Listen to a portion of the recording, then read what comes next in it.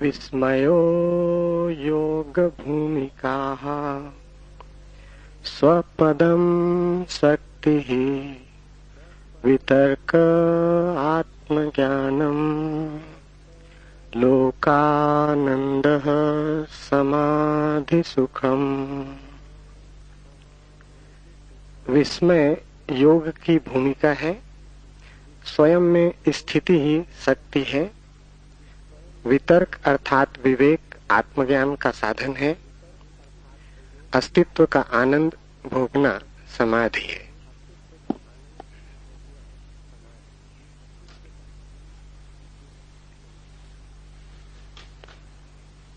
विस्मय योग की भूमिका है। इसे थोड़ा समझें। विस्मय का अर्थ शब्दकोश में दिया है आश्चर्य, पर आश्चर्य और विस्मय में एक बुनियादी भेद है, और वो भेद समझ में ना आए तो अलग अलग यात्राएं शुरू हो जाती। आश्चर्य विज्ञान की भूमिका है, विस्मय योग की। आश्चर्य बहिर्मुखी है, विस्मय अंतर्मुखी। आश्चर्य दूसरे के संबंध में होता है, विस्मय स्वयं के संबंध।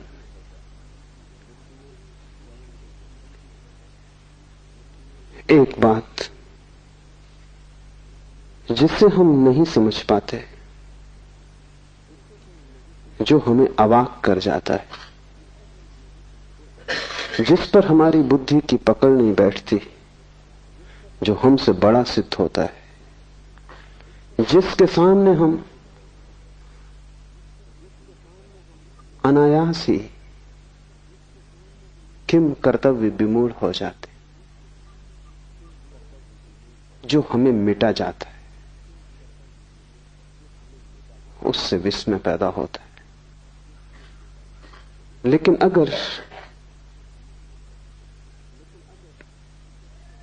अगर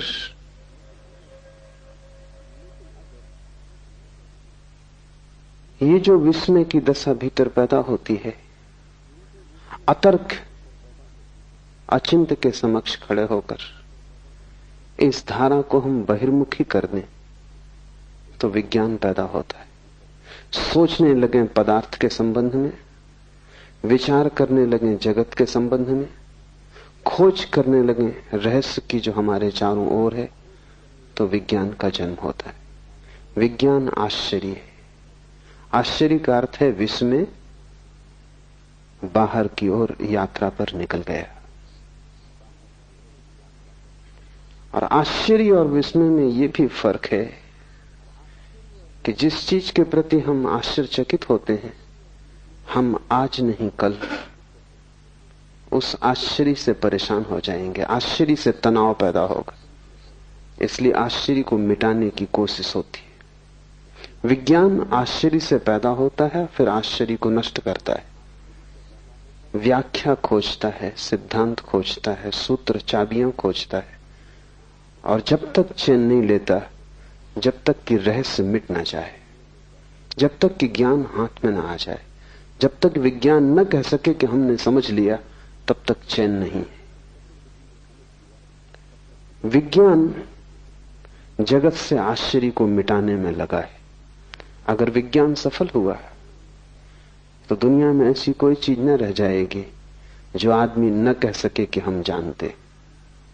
इसका अर्थ हुआ जगत में कोई परमात्मा न बचेगा, क्योंकि परमात्मा का अर्थ ही यह होता है कि जिसे हम जान भी लें तो भी दावा न किया जा सके कि हम जानते, जो हमारे जानने के बाद भी जानने को शेष रह जाए, जिसे जान जानकर भी हम चुकता न कर पाए, जिसके विस्मय को अंत करने का कोई उपाय नहीं। एक तो ऐसी वस्तुएं हैं जिन्हें हमने जान लिया, उन्हें हम ज्ञात कहें। कुछ ऐसी वस्तुएं हैं जिन्हें हमने जाना नहीं लेकिन जान लेंगे, उन्हें हम अज्ञात कहें। और कुछ ऐसा भी है इस जगत में जिसे हमने जाना भी नहीं है और हम जान भी न पाएंगे, उसे हम अज्ञेय कहें। परमात्मा अज्ञेय है, वो तीसरा तत्व है। विज्ञान इसलिए परमात्मा को स्वीकार नहीं करता, क्योंकि विज्ञान कहता है ऐसा कुछ भी नहीं है जो न जाना जा सके। नहीं जाना होगा हमने अभी तक, हमारे प्रयास कमजोर हैं, लेकिन आज नहीं कल, केवल समय की बात है, हम जान लेंगे। एक दिन जगत पूरा का पूरा जान लिया जाएगा, उसमें अनजाना कुछ भी ना बचेगा। आश्चर्य से पैदा होता है और फिर आश्चर्य की हत्या में लग जाता है। इसलिए विज्ञान को मैं पितृघाती कहता हूं। जिससे पैदा होता है उसे मिटाने में लग जाता है। धर्म बिल्कुल विपरीत है। धर्म भी एक आश्चर्य भाव से पैदा होता है। उस आश्चर्य भाव को शिव सूत्र में विस्मय कहा है। फर्क इतना ही है कि जब किसी स्थिति में आश्चर्य से भर जाता है धार्मिक खोजी, तो वो बाहर की यात्रा पर नहीं जाता, वो स्वयं की यात्रा पर जाता है। जब भी कोई रहस्य उसे घेर लेता है तो वो सोचता है मैं जानूं कि मैं कौन। रहस्य अंतर्मुखी बन जाए, यात्रा खोज भीतर चलने लगे, पदार्थ की तरफ नहीं स्व की तरफ मेरी खोज उन्मुख हो जाए, मेरा संधान पहले उसे जानने में लग जाए कि मैं कौन हूं, तो विस्मय। और दूसरी बात समझ लेनी जरूरी है कि विस्मय कभी भी चुकता नहीं, जितना ही हम जानते हैं उतना ही बढ़ता है।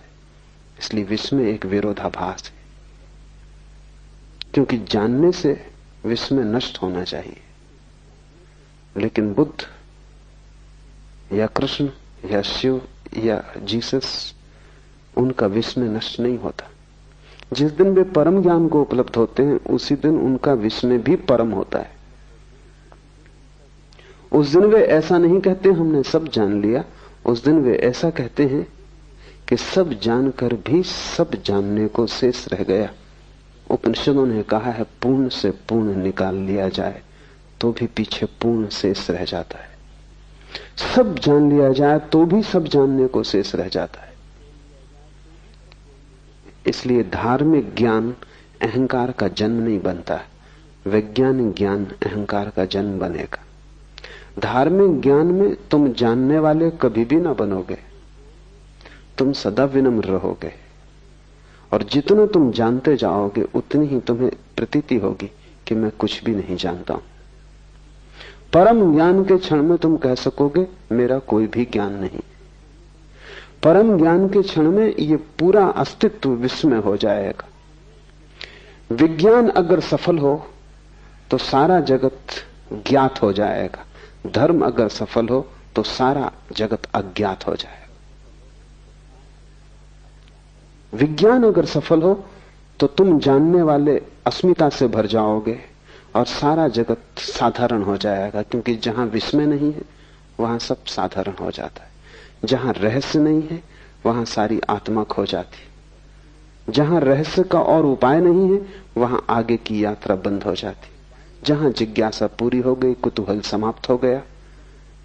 अगर विज्ञान जीता तो जगत में ऐसी ऊब पैदा होगी जैसी ऊब कभी भी पैदा नहीं हुई थी।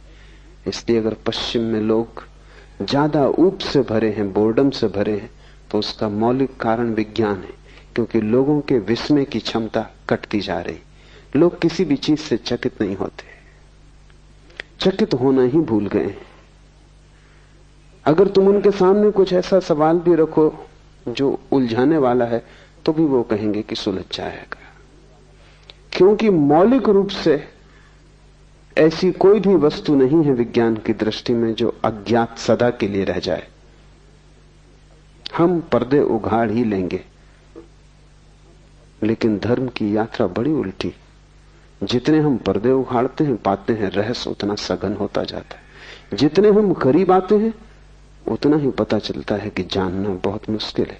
और जिस दिन हम परमात्मा के ठीक केंद्र में प्रवेश कर जाते हैं उस दिन सभी कुछ रहस्यपूर्ण हो जाता है। बुद्ध के लिए आकाश के तारे ही रहस्यपूर्ण नहीं है, जमीन पर पड़े कंकड़ पत्थर भी आश्चर्यपूर्ण हो गए। बुद्ध के लिए ये विराट ही रहस्य में नहीं है, क्षुद्र से क्षुद्र घटना भी रहस्यपूर्ण हो गई। एक बीज का जमीन से अंकुरित होना भी उतना ही रहस्यपूर्ण है जितना इस पूरी सृष्टि का जन्म।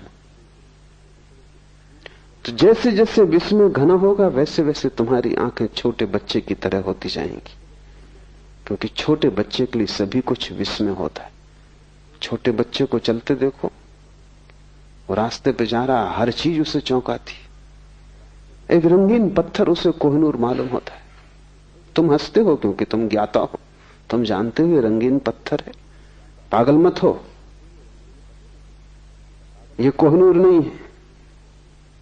लेकिन छोटा बच्चा उस पत्थर को खीसे में रख लेना चाहता है। तुम कहोगे वजन मत ढो, और गंदा पत्थर है, कीचड़ में पड़ा है, फेंक इसे। लेकिन बच्चा उसे पकड़ता है क्योंकि तुम बच्चे को नहीं समझ पा रहे। बच्चे के लिए विस्मय है। ये रंगीन पत्थर किसी कोहिनूर से कम कीमती नहीं, कीमत विस्मय की है। पत्थरों की थोड़ी कोई कीमत होती। एक तितली भी उसे इतना सम्मोहित कर लेती है जितना परमात्मा भी तुम्हें मिल जाए तो सम्मोहित नहीं करेगा। वो तितली के पीछे दौड़ना शुरू कर देता है। एक छोटे बच्चे की जैसी निर्मल दशा है, ऐसे विस्मय की परम स्थिति में, बुद्धत्व की स्थिति में किसी भी व्यक्ति की हो जाती। इसलिए जीसस ने कहा है कि जो छोटे बच्चों की तरह सरल होंगे वे ही केवल मेरे प्रभु के राज्य में प्रवेश कर सकेंगे। जीसस ने वही कहा है जो शिव इस सूत्र में कह रहे हैं, विस्मयो योग भूमिका। विस्मय योग का प्रथम चरण है। तब तो बहुत बातें ख्याल में लेनी जरूरी है। तुम्हारे पास जितना ज्ञान होगा उतनी ही योग की भूमिका मुश्किल हो जाएगी। तुम्हें जितना दम होगा कि मैं जानता हूं, उतना ही तुम योगी ना हो पाओगे। जितने शास्त्र तुम्हारे चित्त पर भारी होंगे उतना ही तुम्हारा विस्मय नष्ट हो गया। एक पंडित को पूछो परमात्मा के संबंध में तो वो ऐसे उत्तर देता है जैसे परमात्मा कोई उत्तर देने की बात हो, जैसे कि कोई उत्तर दिया जा सकता हो। पंडित को पूछो, उसके पास उत्तर रेडीमेड है। तुमने पूछा भी नहीं था, उसके पास उत्तर तैयार था। परमात्मा भी उसे अवाक नहीं करता है, उसके पास सूत्र सब निश्चित है, वो तत्क्षण समझा देता है। लेकिन बुद्ध के पास जाओ, पूछो परमात्मा के संबंध में, बुद्ध चुप रह जाते। शायद तुम यही सोच के लौट आओगे, बहुत से पंडित बुद्ध के पास से यही सोच के लौट गए कि यह आदमी चुप रह गया, इसका मतलब है इसे पता नहीं। और यह आदमी इसलिए चुप रह गया कि विस्मय तो द्वार है। तुम अगर थोड़े समझदार होते तो तुम रुक गए होते इस आदमी के पास जिसने उत्तर नहीं दिया, और तुमने इस आदमी को समझने की कोशिश की होती, इसकी आंखों में झांका होता, इसके सत्संग में, इसकी सन्निधि में तुम रहे होते, क्योंकि इसे कुछ स्वाद मिल गया है और वो स्वाद इतना बड़ा है कि शब्द उसे कह नहीं सकते। और इसे कोई ऐसा दर्शन हुआ है जो उत्तर नहीं बनाया जा सकता। प्रश्न और उत्तर स्कूली बच्चों की बातें। तुम्हारा प्रश्न ही बेहुदा है। परमात्मा के संबंध में कोई प्रश्न नहीं पूछ सकता। विराट के संबंध में कोई प्रश्न कैसे पूछा जा सकता है? विराट के संबंध में तो प्रश्न उत्तर दोनों गिर जाते। तुम्हारा प्रश्न क्षुद्र है, इसलिए बुद्ध चुप रह गए। लेकिन तुम शायद ये सोच के लौटोगे कि इस आदमी को पता होता तो जवाब देता। इसने जवाब नहीं दिया, इसे पता नहीं। तुम पंडित को पहचानते हो क्योंकि तुम्हारा सिर भी शब्दों से भरा है।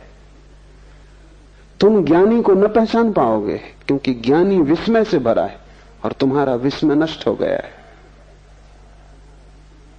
जगत में बड़ी से बड़ी दुर्घटना है और वो है विस्मय का नष्ट हो जाना। जिस दिन तुम्हारा विस्मय नष्ट होता है उसी दिन तुम्हारे छुटकारे का उपाय मुश्किल हो गया। जिस दिन तुम्हारा विस्मय नष्ट हुआ उसी दिन तुम्हारा बाल हृदय मर गया, जड़ हो गया, तुम बूढ़े हो गए। क्या अब भी तुम चौंकते हो? क्या जीवन तुम्हें प्रश्न बनता है? क्या चारों तरफ से पक्षियों की आवाजें, झरनों का शोरगुल, हवाओं का वृक्षों से गुजरना तुम्हारे लिए किसी पुलक से भर जाता है, तुम आह्लादित हो जाते हो, तुम जीवन को चारों तरफ देखकर अवाक होते हो? नहीं, क्योंकि तुम्हें सब पता है कि पक्षियों की आवाज है, कि शोरगुल हवाओं का वृक्षों में। तुम्हारे पास हर चीज के उत्तर हैं। उत्तरों ने तुम्हें मार डाला है। तुम ज्ञान के पहले ज्ञानी हो गए हो। विस्मयो योग भूमिका। और जो व्यक्ति योग में प्रवेश करना चाहे, विस्मय उसके लिए द्वार है। अपने बचपन को वापस लौटाओ, फिर से पूछो, फिर से कुतूहल करो, फिर से जिज्ञासा जगाओ, तो तुम्हारे भीतर जहां जहां जीवन के स्रोत सूख गए हैं फिर हरे हो जाएंगे। जहां जहां पत्थर अड़ गए हैं वहां वहां झरना फिर प्रकट हो जाएगा। तुम फिर से आंख खोलो और चारों तरफ देखो, सब उत्तर झूठे हैं, क्योंकि सब तुम्हारे उत्तर उधार हैं। तुमने खुद कुछ भी नहीं जाना है, लेकिन तुम उधार ज्ञान से ऐसे भर गए हो कि तुम्हें प्रतीति होती है कि मैंने जान लिया। विस्मय को जगाओ। तुम्हारे आसन प्राणायाम से कुछ भी ना होगा जब तक विस्मय ना जग जाए, क्योंकि आसन प्राणायाम सब शरीर के हैं। ठीक है, शरीर शुद्धि होगी, शरीर स्वस्थ होगा, लेकिन शरीर की शुद्धि है, शरीर का स्वास्थ्य तुम्हें कोई परमात्मा से न मिला देगा। विस्मय मन की शुद्धि है। विस्मय का अर्थ है मन सभी उत्तरों से मुक्त हो गया। विस्मय का अर्थ है तुमने हटा दिया उत्तरों का कचरा, तुम्हारा प्रश्न फिर नया और ताजा हो गया और तुमने अपने अज्ञान को समझा। विस्मय का अर्थ है मुझे पता नहीं। पांडित्य का अर्थ है मुझे पता है। जितना तुम्हें पता है उतने ही तुम गलत हो। जब तुम सरल भाव से कहते हो मुझे कुछ भी पता नहीं, सारा जगत अज्ञात है, जो भी मुझे पता है वो भी काम चलाऊ है, मैंने अभी कुछ भी नहीं जाना है, ऐसी प्रतीति जितनी गहरी तुम्हारे हृदय में बैठ जाएगी, तुमने योग का पहला कदम उठाया। फिर दूसरे कदम आसान है, लेकिन अगर पहला कदम ही चूक जाए तो फिर तुम कितनी ही यात्रा करो उससे कुछ हल नहीं होता, क्योंकि जिसका पहला कदम गलत पड़ा वो मंजिल पे नहीं पहुंच सकेगा। पहला कदम जिसका सही है उसकी आधी यात्रा पूरी हो गई। और विश्व में पहला कदम है। थोड़ा गौर से देखो, तुम्हारे पास ज्ञान है। तुम भी थोड़े गौर से देखोगे तो समझ लोगे ज्ञान नहीं है, सब कचरा है, इकट्ठा कर लिया है शास्त्र से, गुरुओं से, संतों से, और उसे तुम बहुमूल्य थाती की तरह संजोए बैठे हो। उसने तुम्हें कुछ भी नहीं दिया, सिर्फ तुम्हारे विस्मय की हत्या कर दी। तुम्हारा विस्मय तड़फ रहा है, मरा हुआ पड़ा है। अब तुम चौंकते नहीं, अब तुम्हें कोई भी चीज चौंकाती नहीं। एक ईसाई फकीर हुआ, एक हाट, उसने एक बड़ी अनूठी बात कही। उसने कहा संत वो है जिससे हर चीज चौंकाती, हर चीज, छोटी छोटी घटनाएं जिसे चौंका देती। पानी में पत्थर गिरता है, आवाज होती, लहरें उठती, संत को चौंका देती। ये इतना विस्मयपूर्ण है, इतना रहस्यपूर्ण है। संत श्वास लेता है, जीता है, ये भी काफी चौंकाने वाला है। एक हाट रोज सुबह की प्रार्थना में परमात्मा को कहता था, आज फिर सुबह हुई, आज फिर सूरज उगा, तेरी लीला अपार है। न उगता तो क्या करते, क्या उपाय था? आदमी बेबस है। एक हाट कहता, आज सांस आती है, कल ना आए, क्या करूंगा? तुम सांस ले तो ना सकोगे, सांस तुम्हारे बस में तो नहीं है। इतने पास है श्वास, फिर भी तुम उसके मालिक नहीं हो। गई बाहर और न लौटी तो नहीं लौटेगी। इतने पास जो है उसके भी हम ज्ञाता और मालिक नहीं है। और ख्याल हमें यह है कि हम सब कुछ जानते हैं। तुम्हारे सब जानने ने ही तुम्हें मारा। इस कचरे को हटा दो और हल्के हो जाओ। तत्क्षण तुम्हारी आंखें जब ज्ञान से न भरी होंगी तब रहस्य से भर जाएंगी। उस रहस्य की अंतर यात्रा का नाम विस्मय है, बहिर यात्रा का नाम आश्चर्य है। अगर उस रहस्य को तुमने पदार्थों पर लगा दिया तो तुम एक वैज्ञानिक हो जाओगे। अगर उस रहस्य को तुमने स्वयं की सत्ता पर लगा दिया तो तुम एक महायोगी हो जाओगे। और दोनों के परिणाम भिन्न होंगे, क्योंकि आश्चर्य हिंसात्मक है, विस्मय अहिंसात्मक है। आश्चर्य जिस तरफ लग जाता है उसी को तोड़ने लगता है, विश्लेषण करता है, क्योंकि आश्चर्य में एक बेचैनी है, विस्मय में एक रस है। इस फर्क को भी ठीक से समझ लो। शब्दकोश में वो नहीं लिखा हुआ है, लिखा भी नहीं जा सकता, क्योंकि शब्दकोश बनाने वाले को कोई विस्मय का पता भी नहीं है। आश्चर्य हिंसात्मक है, आक्रामक है। तुम जिस चीज के प्रति आश्चर्य से भरते हो, एक तनाव पैदा हो जाता है। उस तनाव को हल करना ही पड़ेगा। जब तक वो जिज्ञासा पूरी ना हो जाएगी, जब तक तुम जान न लोगे, तब तक एक बेचैनी तुम्हारे सिर पे सवार रहेगी। वो जो वैज्ञानिक अपनी प्रयोगशाला में लगा रहता 18 घंटे, वो किस लिए लगा है? एक बेचैनी है, जैसे एक भूत प्रेत ने उसे पकड़ लिया है, और जब तक वो उसको हल न कर लेगा तब तक वो लगा ही रहेगा। लेकिन विस्मय आक्रामक नहीं, और विस्मय एक बेचैनी नहीं, बल्कि विस्मय एक विश्राम है। जब कोई व्यक्ति विस्मय से भरता है तो एकदम विश्राम से भर जाता है। विस्मय को मिटाना नहीं है, विस्मय को पीना है, विस्मय का स्वाद लेना है, विस्मय में लीन हो जाना है, एक हो जाना है। आश्चर्य मिटाने में लग जाता है, विस्मय जीने में लग जाता है। विस्मय जीवन की एक शैली है, आश्चर्य मनुष्य के मन का एक हिंसात्मक रूप है। इसलिए विज्ञान विजय की भाषा में सोचता है, तोड़ो फोड़ो जीतो। धर्म समर्पण की भाषा में सोचता है, अपने को खो दो। जब तुम्हारे भीतर विस्मय का प्रवेश होगा तो विस्मय तुम में इस तरह लीन हो जाएगा जैसे तुम नमक की डिग्री पानी में डाल दो और सारा पानी खारा हो जाए। जिस दिन तुम विस्मय से भरोगे उस दिन तुम विस्मय से खारे हो जाओगे। रोआ रोआ विस्मय से भर जाएगा। उठोगे तो विस्मय, बैठोगे तो विस्मय, तुम सदा चौंके रहोगे। हर चीज रहस्यपूर्ण हो जाएगी। क्षुद्रतम भी विराट का हिस्सा हो जाएगा, क्योंकि जब क्षुद्र में भी विस्मय जुड़ जाता है तो क्षुद्र भी विराट हो जाता है। तब जाना हुआ कुछ भी नहीं है, सभी तरफ रहस्य तुम्हें घेरे हुए है। तब प्रतिपल नया हो रहा है और प्रतिपल नया निमंत्रण दे रहा है। विस्मय एक आमंत्रण है। मुल्ला नसरुद्दीन एक चुनाव में खड़ा हो गया था, तो मत मांगने घर घर गया।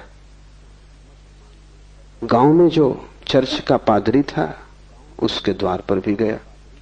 जब मत मांगने गया था तब भी उसके मुंह से शराब की बात आ रही थी।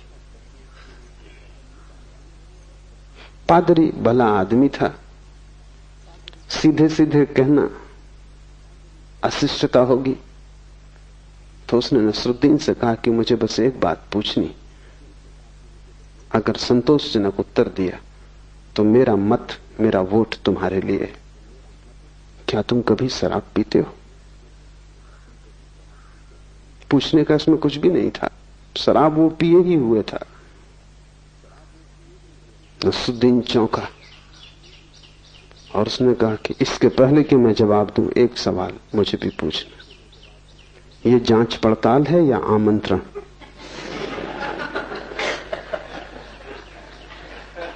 Is this an inquiry or an invitation? आश्चर्य जांच पड़ताल है, विस्मय आमंत्रण। विस्मय एक भीतरी बुलावा है, और जैसे जैसे तुम भीतर प्रवेश करते हो वैसे वैसे डूबते चले जाते हो। एक दिन ऐसा आएगा कि तुम ना बचोगे और विस्मय ही बचेगा। उस दिन परम ज्ञान घट गया।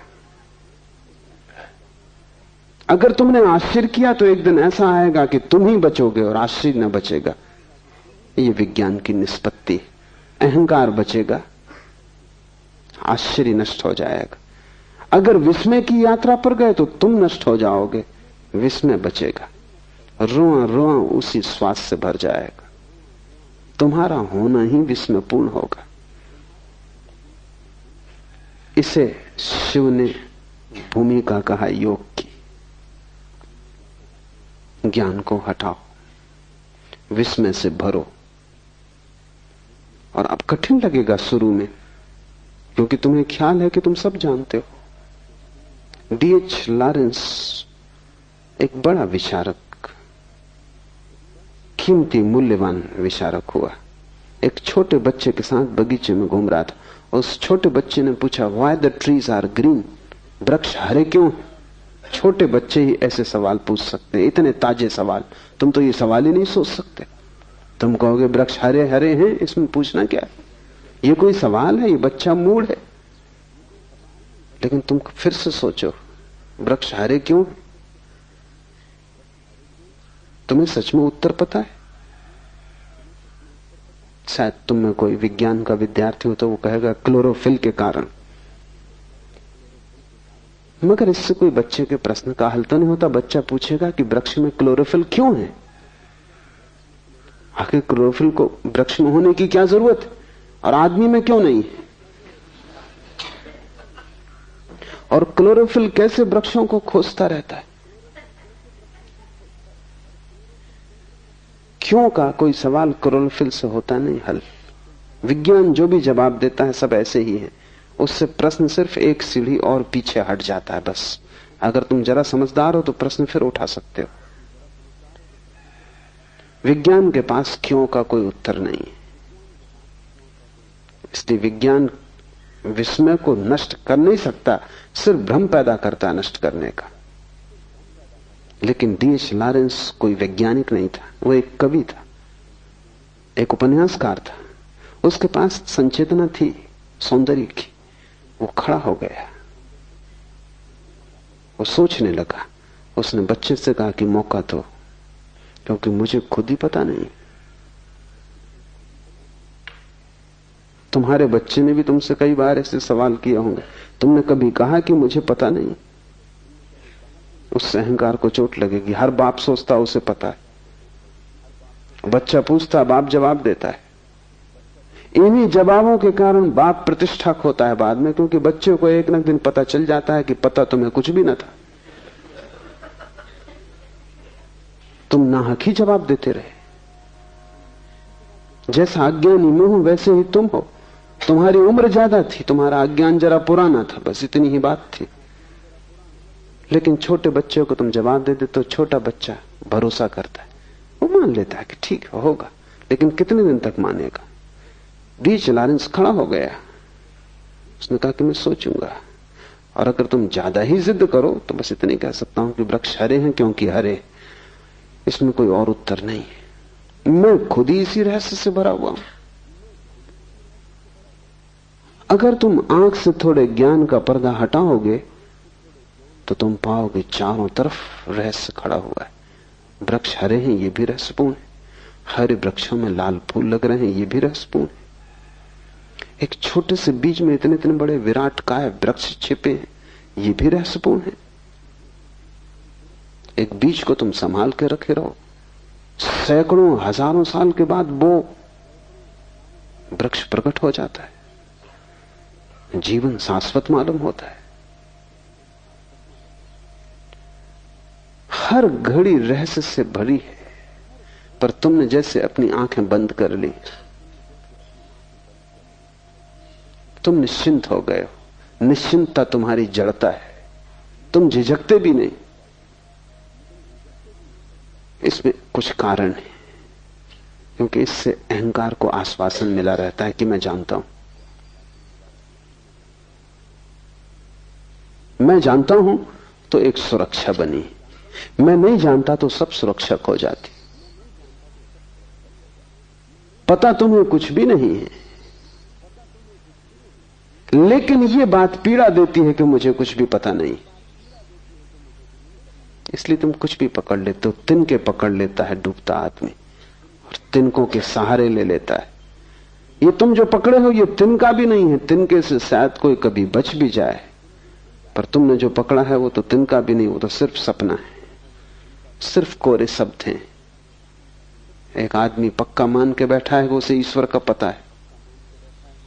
ये बात ही बेहूदी है कि कोई आदमी कहे मुझे पक्का पता है। पक्के का मतलब होता है तुम ईश्वर के रहस्य को भी खोज लिए। पक्के का अर्थ होता है कि तुम उसके भी आर पार गुजर गए, उसको भी नाप जोख लिया। पक्के का अर्थ होता है वो भी माप लिया गया, तुमने तौल लिया तराजू पर, जांच पड़ताल कर ली प्रयोगशाला में। पक्के का क्या अर्थ होता है? एक दूसरा आदमी है जिसको पक्का पता है कि ईश्वर नहीं। ये दोनों मूढ़ हैं और दोनों की बीमारी एक है। एक अपने को आस्तिक कहता है, एक नास्तिक, पर दोनों में जरा भी फर्क नहीं है। गहरे में दोनों की बीमारी एक है कि दोनों मानते हैं हमें पता है, और दोनों में विवाद खड़ा होता है। ज्ञान से विवाद पैदा होता है, विस्मय से संवाद पैदा होता है। जब तुम विस्मय से भरोगे तो तुम्हारे जीवन में एक संवाद आएगा। महावीर के पास कोई जाता और कहता ईश्वर है तो वो कहते हैं, कोई नास्तिक जाता और कहता ईश्वर नहीं तो वो कहते हैं कि नहीं है। कोई दोनों को न मानने वाला अज्ञेयवादी एग्नोस्टिक पहुंच जाता तो महावीर उससे कहते है भी और नहीं भी। बड़ी कठिन बात हो गई, क्योंकि हम चाहेंगे उत्तर साफ दो, सीधे दो, चाहे गलत हो लेकिन साफ चाहिए। और ध्यान रखें, ये जगत इतना जटिल है कि यहां साफ उत्तर गलत ही होंगे। यहां जो उत्तर विरोधाभासी नहीं है वो गलत होगा। यहां जो उत्तर अपने से विपरीत को भी समा लेता है वही सही होगा, क्योंकि जगत अपने से विपरीत को समाये हुए है। यहां जन्म भी है और मृत्यु भी है। यहां साफ सुथरा रास्ता नहीं है, यहां अंधेरा भी है और प्रकाश भी है, यहां शुभ भी है अशुभ भी है। यहां दोनों साथ साथ जी रहे हैं। यहां पापी और पुण्यात्मा अलग अलग नहीं है, दोनों साथ जी रहे हैं। दोनों एक ही सिक्के के दो पहलू हैं। परमात्मा दोनों को अपने में समाये हुए। अस्तित्व बड़ा है, वो कोई तर्क की कसौटी पर कटा हुआ नहीं है, अतर्क है। वहां दोनों एक दूसरे में मिले हुए हैं। ऐसा हुआ कि जुन्नैद ने एक रात प्रार्थना की परमात्मा से कि मैं जानना चाहता हूं इस गांव में कोई ऐसा आदमी है जो महापापी हो, क्योंकि उसको देखकर, उसको समझ के मैं पाप से बचने की कोशिश करूंगा। मेरे पास मापदंड हो जाएगा कि ये महापापी, इस जीवन से बचना। आवाज आई कि तेरा पड़ोसी। हैरान हुआ जुन्नैद, उसने कभी सोचा भी न था कि उसका पड़ोसी और महापापी साधारण आदमी था, काम धंधा करता था, दुकान चलाता था। महापापी का तो उसने सोचा भी न था। उसका तो ख्याल था कि महापापी होगा कोई रावण, महापापी कोई होगा कोई महादुष्ट शैतान। ये आदमी दुकान चलाता है, बाल बच्चे पालता है। बड़ी उलझन में पड़ गया। ये तो साधारण आदमी था, इसको तो महापापी कोई भी नहीं कहेगा। दूसरी रात उसने फिर प्रार्थना की कि ठीक, तू जो कहे ठीक, अब मुझे एक और मापदंड चाहिए कि इस गांव में जो सबसे बड़ा महात्मा हो, पुण्यात्मा हो, उसकी मुझे खबर दे दे। परमात्मा ने कहा कि वही आदमी वो जो तेरे पड़ोस में।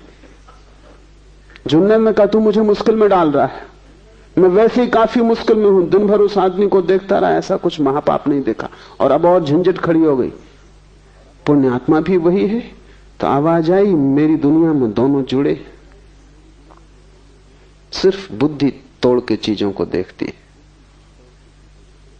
यहां बड़े से बड़े संत के पीछे भी छाया पड़ती,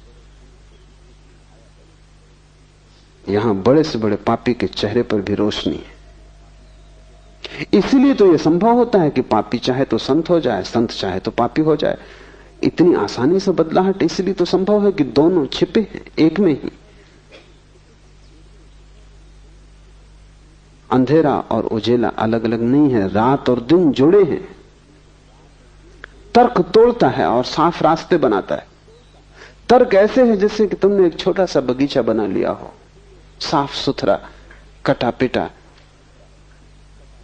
जीवन जंगल की तरह है, वहां कुछ साफ सुथरा नहीं है, वहां सब चीजें एक दूसरे से उलझी। जो जीवन को समझने चला है उसे साफ कटे कटाए उत्तरों से बचने की क्षमता चाहिए। उनको पकड़ लेने में सुरक्षा है, क्योंकि तुम्हें आश्वासन हो जाता है कि ठीक मुझे पता है। जैसे तुम्हें लगता है मुझे पता है, तुम्हारी हिम्मत आ जाती, जिंदगी में चलने में भरोसा आ जाता है। इसलिए तुम डरते हो ज्ञान छोड़ने से, इसलिए बड़ी पीड़ा होती। तुमसे कोई धन छीन ले इतनी मुसीबत नहीं, फिर कमा लेंगे, और धन तो मिट्टी थी, तुम जानते ही थे। तुमसे कोई पद छीन ले कोई बड़ी चिंता की बात नहीं है, तुम खुद भी त्याग सकते हो। लेकिन ज्ञान तो इधर मैं देखता हूं एक अनूठी घटना घटती।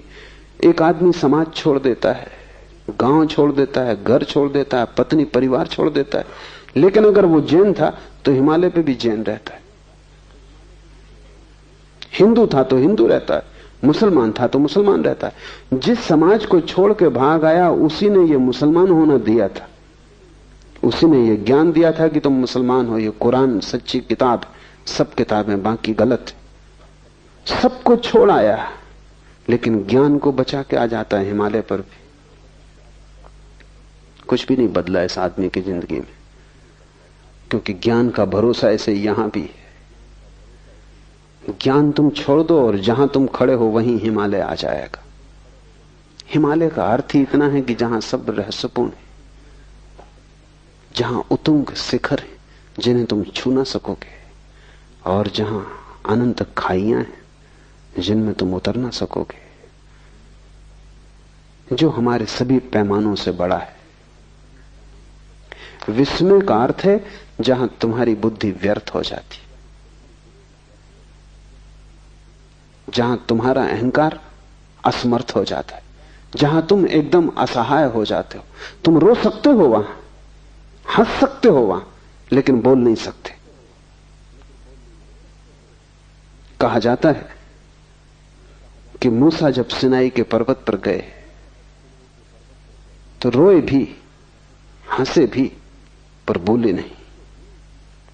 पीछे लौट के जब उनके शिष्यों ने पूछा कि ये क्या हुआ, परमात्मा सामने मौजूद था, और परमात्मा ने खुद कहा, मोसेस जूते बाहर उतार के आ, क्योंकि पवित्र भूमि है, यहां मैं मौजूद हूं। तो तुमने जूते उतारे, तुम रोए भी, तुम हंसे भी, बोले क्यों नहीं? ये मौका क्यों छोड़ दिया? जो भी पूछने जैसा था पूछ लेना था, एक कुंजी तो मांग ही लेनी थी जिससे सभी ताले खुल जाते। मोसेस ने कहा जब वो सामने था तब बुद्धि खो गई, तब हृदय ही बचा। खुशी में रोया भी, खुशी में हंसा भी, और ये मजा है जिंदगी का कि खुशी में तुम रो भी सकते हो और हंस भी सकते हो।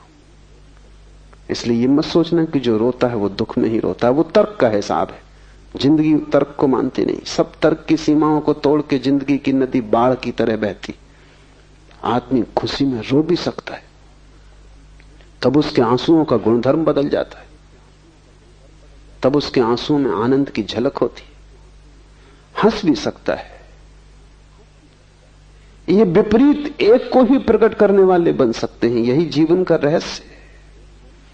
तो मोसेस ने कहा हृदय ही बचा, मेरी बुद्धि तो खो गई, जहां मैंने जूते छोड़े लगता है वहीं सिर भी छूट गए। और मंदिर के बाहर जूते ही मत छोड़ना, सिर भी वहीं रखाना। जूतों के साथ जो सिर को रखाएगा मंदिर के बाहर, वही मंदिर में प्रविष्ट होता है। और जूते और सिर का बड़ा जोड़ है, इसलिए जब तुम किसी से गुस्से में आ जाते हो तो जूता उसके सिर में मारते। साधु अपना ही जूता अपने सिर में मार लेता है। ये दो छोर हैं, ये दो अतियां हैं, एक तरफ जूते हैं, एक तरफ सिर है। दोनों के मध्य में तुम हो, और वो जो मध्य बिंदु है तुम्हारा, वहां सभी विपरीत मिल रहे हैं, वहां तुम्हारे पैर और वहां तुम्हारा सिर मिल रहा है, वही हृदय है। तो मोसेस ने कहा, रोया, हंसा, क्योंकि विस्मय से भर गया, अवाक रह गया। मोसेस ने कहा, अब सो ना सकूंगा, अब जो देखा है उसे अनदेखा ना कर सकूंगा, अब जो हो गया अब उसका मिटना नहीं हो सकता। वो मौजूद जो पहले था अब बचा नहीं, अब मैं दूसरा ही आदमी हूं, ये एक नया जन्म। इसको हिंदू द्विज कहते हैं, जब कोई आदमी का ऐसा दूसरा जन्म हो जाए। सभी ब्राह्मण द्विज नहीं है, कभी कभी कोई ब्राह्मण द्विज हो पाता है। द्विज का मतलब जनेऊ पहन लेने से नहीं है। द्विज शब्द का अर्थ है दोबारा जिसका जन्म हो। ये मोसेस ने कहा कि अब मैं द्विज हूं, ट्वाइस बॉर्न, अब मैं दूसरा आदमी हूं। अब वो आदमी मर गया। विस्मय से अगर तुम गुजरोगे तो तुम्हारा पुराना मर जाएगा और नए का जन्म होगा, और अगर तुम विस्मय में ठहर गए तो प्रतिपल नया जन्मता है और पुराना नष्ट होता है, प्रतिपल पुराना जाता है और नया आता है। फिर तुम्हारी धारा शाश्वत है, फिर तुम कभी जराजीर्ण न होगे, फिर तुम्हें शाश्वत जीवन की स्फुरणा मिल गई। इसलिए शिव कहते हैं विस्मय योग की भूमिका है। दूसरा सूत्र है स्वपदम शक्ति, स्व में स्थिति शक्ति है, विस्मय भूमिका है। विस्मय का अर्थ है भीतर की तरफ यात्रा है। मैं कौन हूं, इस प्रश्न की अंतर खोज। बाहर गए आश्चर्य, बाहर गए तर्क, बाहर गए विज्ञान, भीतर आए विस्मय, ध्यान, प्रार्थना, सारी विधि बदल जाती। विस्मय तुम्हें भीतर लाएगा, क्योंकि जब सारा जगत रहस्यपूर्ण मालूम पड़ेगा तब एक ही प्रश्न महत्वपूर्ण रह जाएगा कि मैं कौन हूं। यह विस्मय का मौलिक आधार है कि मैं कौन हूं। और जब तक मैं इस मैं को ही न जान लूं तब तक मैं जिसे जानने चला हूं वो यात्रा हो नहीं सकती। कैसे मैं जानूंगा इन वृक्षों को, कैसे मैं जानूंगा तुम्हें, कैसे जानूंगा पर को, जब मैं ही अभी अज्ञात और अज्ञान में हूं, जब मुझे मेरा ही पता नहीं। इसलिए मैं कौन हूं ये महामंत्र है। और जल्दी उत्तर मत देना, क्योंकि तुम्हारे पास उत्तर तैयार है। तो मैं कौन हूं तुम भीतर से कहते हो, मैं आत्मा हूं, ये उत्तर काम ना आएगा। ये तो तुम्हें पता ही है, इससे तुम्हारी जिंदगी बदली नहीं। ज्ञान आग है, वो तुम्हें जला देगा। जब तुम कहते हो मैं कौन हूं और भीतर से आवाज आती, वो भीतर की आवाज नहीं है, वो तुम्हारा सिर बोल रहा है। सिर में छिपे शास्त्र बोल रहे हैं, स्मृति बोल रही है। जब तुम कहते हो मैं आत्मा हूं तो ये 2 कौड़ी का है, इसका कोई मूल्य नहीं, क्योंकि इससे तुम बदले नहीं। ये आग नहीं है, ये राख है। इसमें कभी अंगारा रहा होगा, किसी ऋषि को इसमें अंगारा रहा होगा, तुम्हारे लिए तो ये सिर्फ राख है। जिसके लिए अंगारा रहा वो तो खो गया इस जगत से, तुम राख को ढो रहे हो।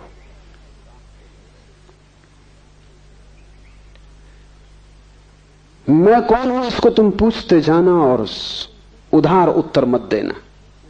जब भी उधार उत्तर आए कहना कि मेरा उत्तर नहीं, मेरा जाना नहीं, मेरा कैसे हो सकता है। जो मैं जानता हूं वही केवल मेरा हो सकता है। जो तुम उपलब्ध करोगे अपने श्रम से वही केवल तुम्हारी संपदा है। ज्ञान में चोरी नहीं चल सकती और न ज्ञान में भिखमंगापन चलता है।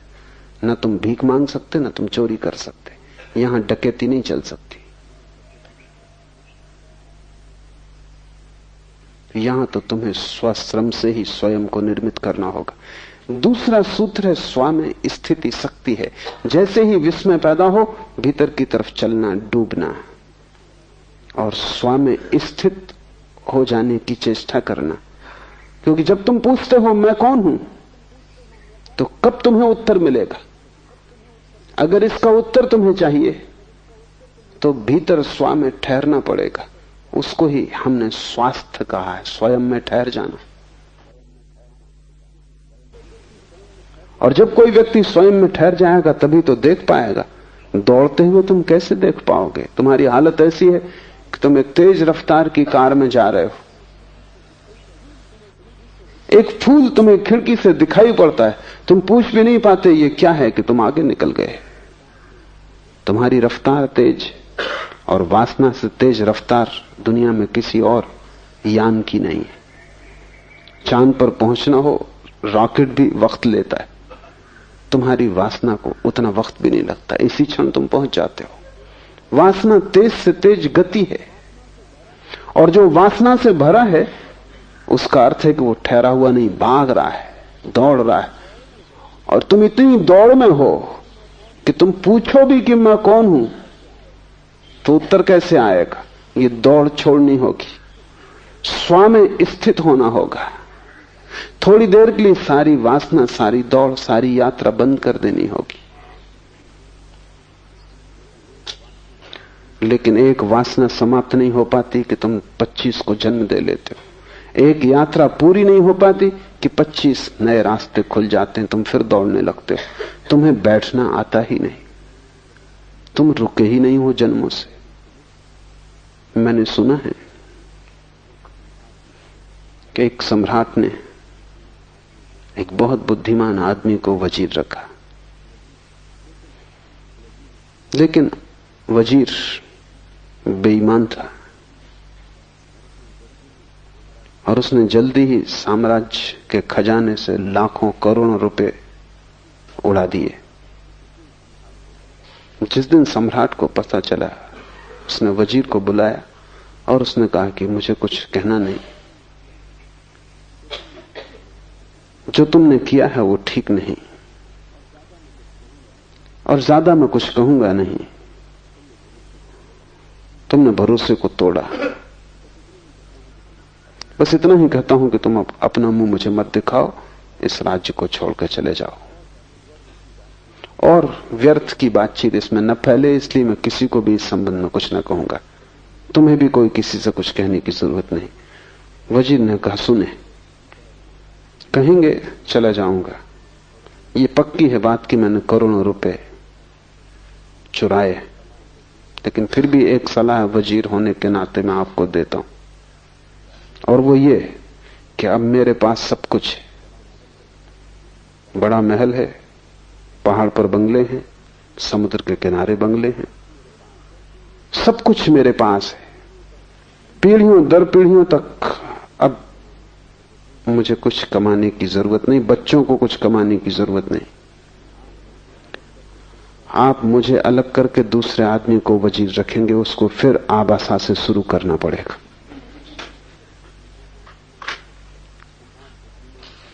सम्राट बुद्धिमान था, उसकी बात समझ में आ गई।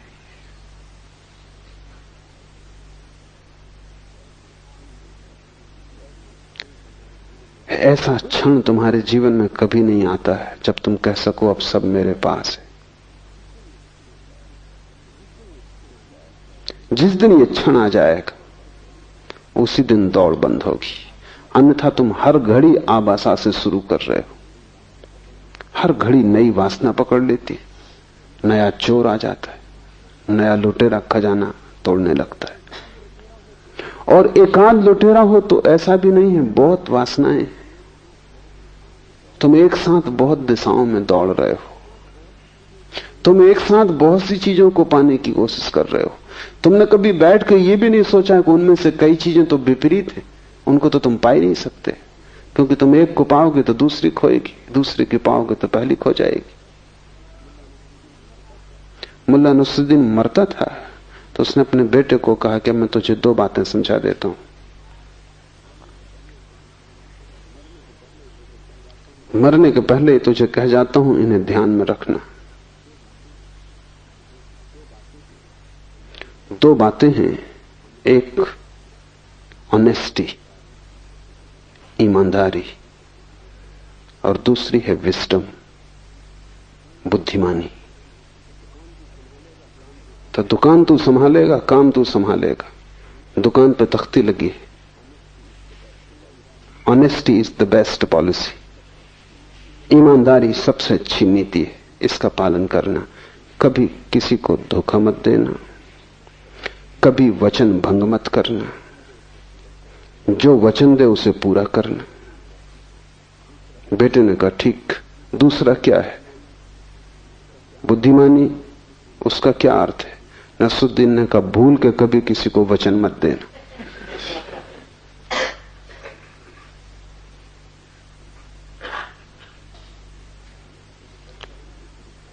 बस ऐसा ही विपरीत बटा हुआ जीवन है। ईमानदारी भी और बुद्धिमानी भी दोनों संभालने की कोशिश है।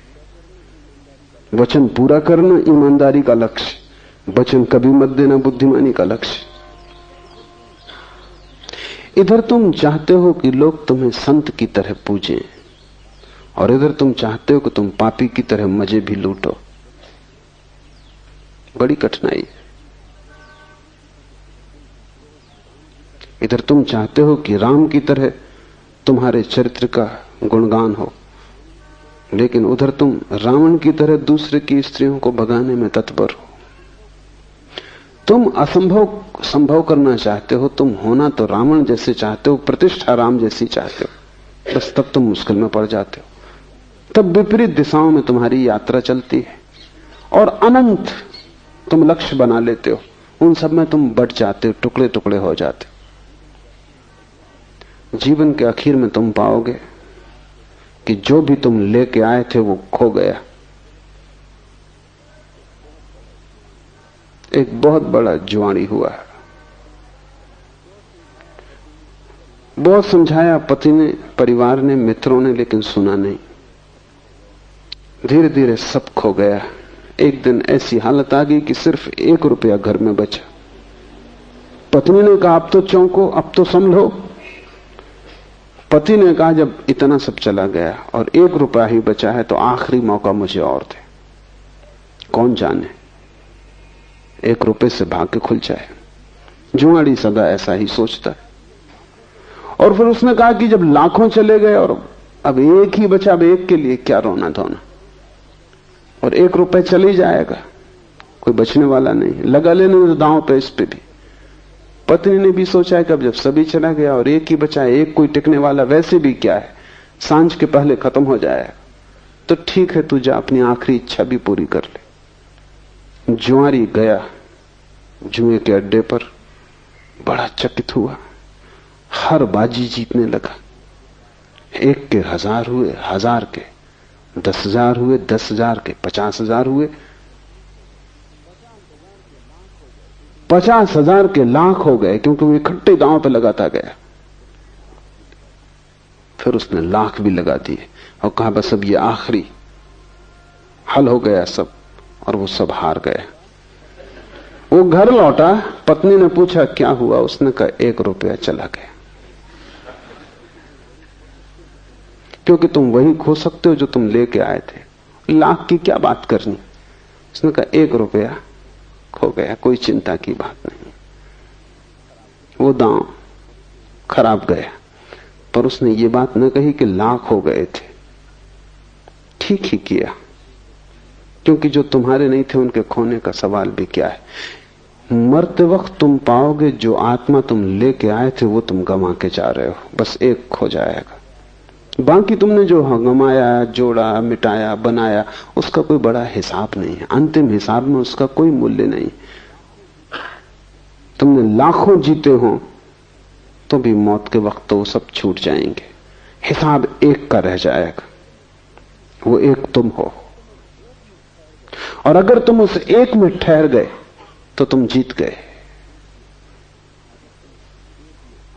अगर तुम उस 1 में आ गए, रम गए, उसके लिए शिव कह रहे हैं स्व में स्थिति शक्ति है। तुम दुर्बल हो, दीन हो, दुखी हो, उसका कारण ही नहीं कि तुम्हारे पास रुपए कम है, मकान नहीं है, धन दौलत नहीं है।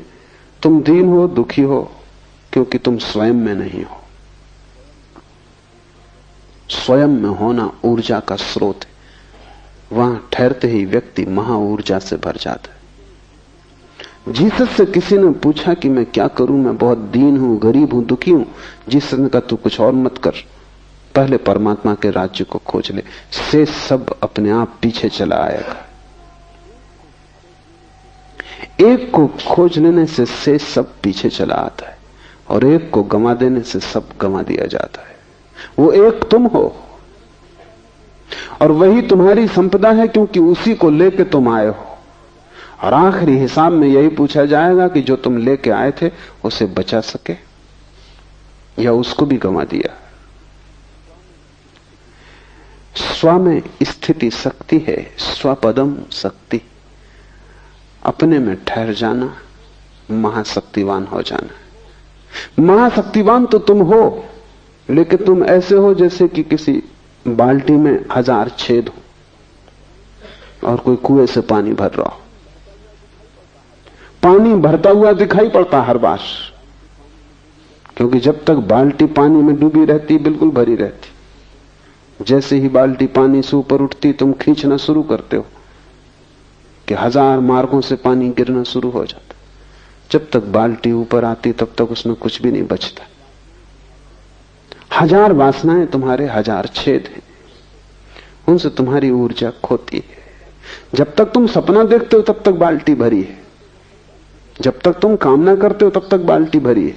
जैसे ही कामना को कृत्य में लाते हो, जैसे ही खींचना शुरू करते हो कुएं से बाल्टी को, जैसे ही सपने को सत्य बनाने की कोशिश करते हो, ऊर्जा खोनी शुरू हो जाती।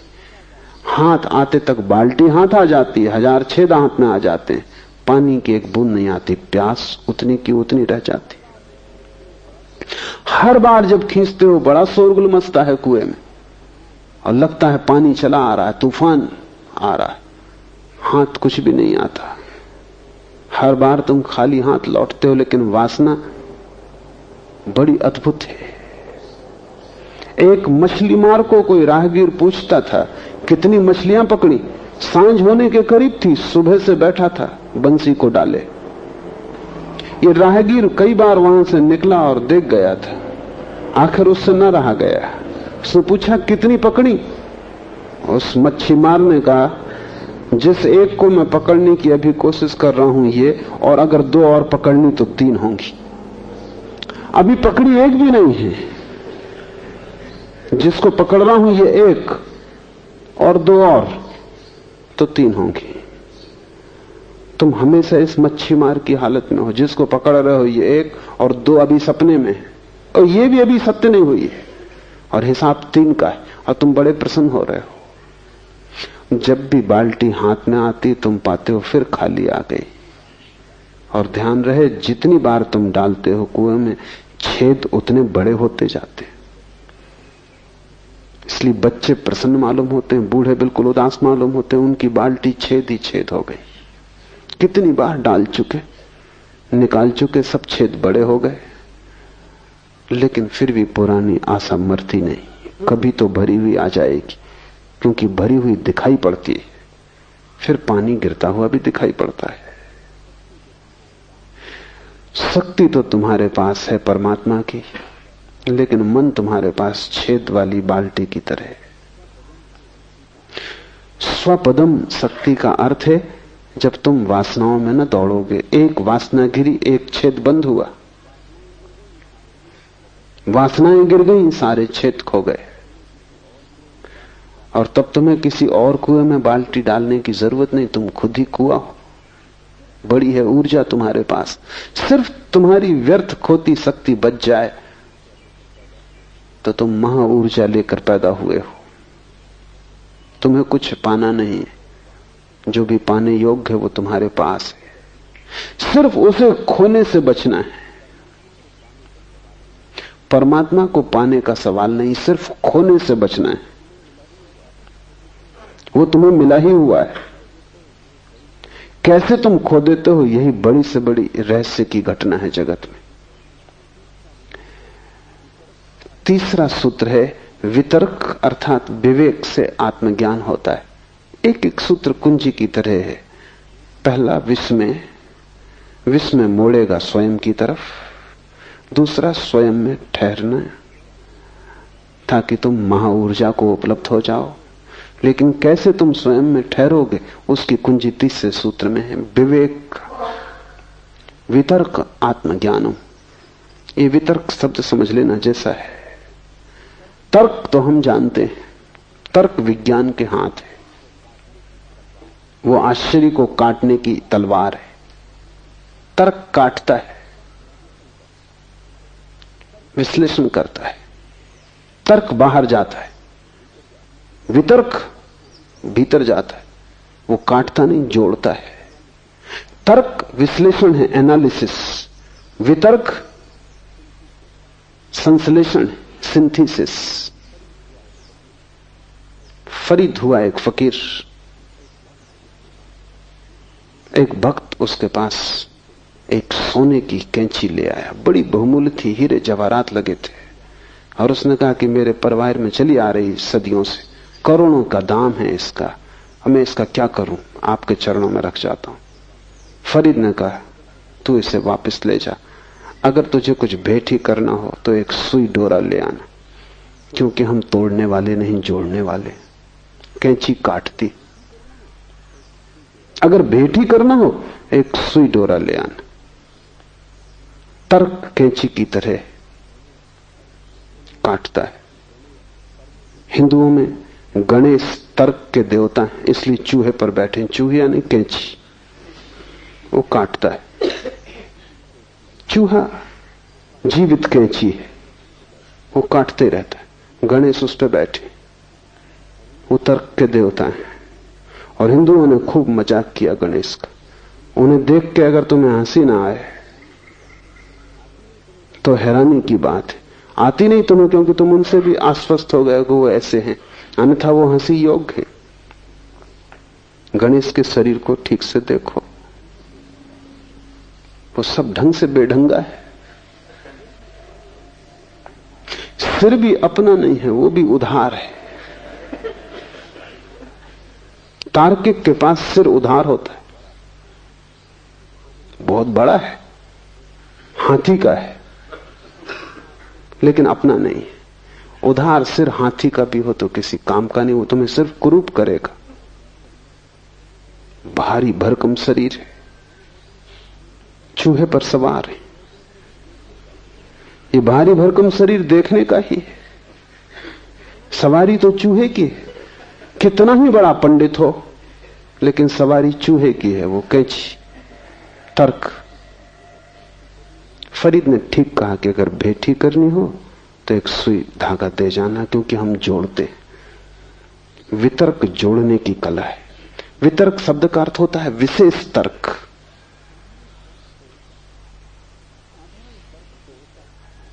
साधारण तर्क तोड़ता है, विशेष तर्क जोड़ता है। बुद्ध, महावीर, शिव, लाओस से वे भी तर्क करते हैं, लेकिन उनका तर्क वितर्क है। एक और तर्क है जिसको हम कुतर्क कहते हैं। 3 तरह की संभावनाएं हैं। तर्क तोड़ता है, विश्लेषण करता है, लेकिन लक्ष्य उसका बुरा नहीं, आश्चर्य को हल करना है। उसे तोड़ने में रस नहीं है, तोड़ना प्रक्रिया है। लक्ष्य तो किसी सिद्धांत की उपलब्धि है जिससे कि आश्चर्य समाप्त हो जाए, चीजें साफ सुथरी हो जाएं। लक्ष्य सृजनात्मक है तर्क का, लेकिन जब तर्क का कोई लक्ष्य ही नहीं होता और सिर्फ तोड़ना ही लक्ष्य हो जाता है, जब मजा मारने में ही आने लगता, तब हम उसे कुतर्क कहते हैं। तर्क पागल हो जाए तो कुतर्क हो जाता है। विक्षिप्त अवस्था है तर्क की, तब वो पागल हो जाता, तब वो तोड़ने में लग जाता है। तब कोई और लक्ष्य नहीं रह जाता, नष्ट करना ही रसपूर्ण हो जाता है। वितर्क तर्क की अंतर यात्रा है। तुम यहां तक आए हो घर से चल के, तो नजर, तुम्हारी दृष्टि, तुम्हारी दिशा इस तरफ रही, मेरी तरफ रही। पीठ घर की तरफ हो गई थी। यहां से जब तुम लौटोगे घर की तरफ, रास्ता वही होगा। रास्ते में क्या फर्क पड़ना है, रास्ता वही होगा, सिर्फ दिशा बदल जाएगी। पीठ मेरी तरफ होगी, मुंह घर की तरफ होगा। तर्क और वितर्क में रास्ता तो वही है, इसलिए उसको वितर्क कहते हैं। विशेष तर्क, रास्ता तो वही है, लेकिन दिशा बदल गई। पहले तर्क दूसरे की तरफ जा रहा था, पदार्थ की तरफ, अब अपनी तरफ आ रहा है, घर की तरफ। और दिशा बदलने से सारा का सारा गुणधर्म बदल जाता है। दूसरे की तरफ जाता था तो तोड़ के ही जाना जा सकता था, क्योंकि दूसरे में प्रवेश करना हो तो तोड़ के ही प्रवेश हो सकता है, और कोई उपाय नहीं। अगर तुम मेडिकल कॉलेज में जाओ तो वहां तुम विद्यार्थियों को काटते हुए पाओगे, मेंढक को काट रहे हैं, क्योंकि उसके भीतर जानना है, और तो कोई उपाय भी नहीं। मेंढक को काट के ही भीतर जाना जा सकता है, लेकिन खुद के भीतर जानना हो तो काटने का तो कोई भी जरूरत नहीं, क्योंकि तुम भीतर मौजूद ही हो। दूसरे को जानना हो तो तोड़ के जानना पड़ेगा, मार के जानना पड़ेगा, क्योंकि उसके भीतर प्रवेश का और कोई रास्ता नहीं। स्वयं को जानना हो तो तोड़ने और मारने का कोई सवाल नहीं, वहां तो तुम मौजूद ही हो। स्वयं को जानना हो तो सिर्फ आंख बंद कर लेनी काफी है। आंख बंद करने का नाम ध्यान है। बाहर से ध्यान हट जाए, भीतर चलने लगे तो तर्क वितर्क हो जाता है। वितर्क का ही दूसरा नाम विवेक है, होश, अवेयरनेस। और ये विवेक या वितर्क संश्लेषण की प्रक्रिया है। जैसे जैसे तुम भीतर आते हो वैसे वैसे तुम इकट्ठे होते जाते हो। ऐसा समझो कि एक वर्तुल है, बड़ी उसकी परिधि है, वर्तुल के मध्य में उसका केंद्र है। अगर तुम परिधि पर दो बिंदु बनाओ तो दूर होंगे, फिर दोनों बिंदुओं से तुम दो रेखाएं खींचना शुरू करो केंद्र की तरफ, तो जैसे जैसे दोनों रेखाएं केंद्र के करीब आएंगी वैसे वैसे पास आने लगेंगी, और पास और पास, और जब केंद्र पर दोनों आ जाएंगी तो एक ही रेखा रह जाएगी, दोनों केंद्र पर मिल जाएंगी। अगर इन्हीं दो रेखाओं को तुम परिधि के बाहर फैलाते चले जाओ तो ये दूर होती जाएंगी, और दूर और दूर और दूर, अनंत आकाश में इनकी अनंत दूरी हो जाएगी।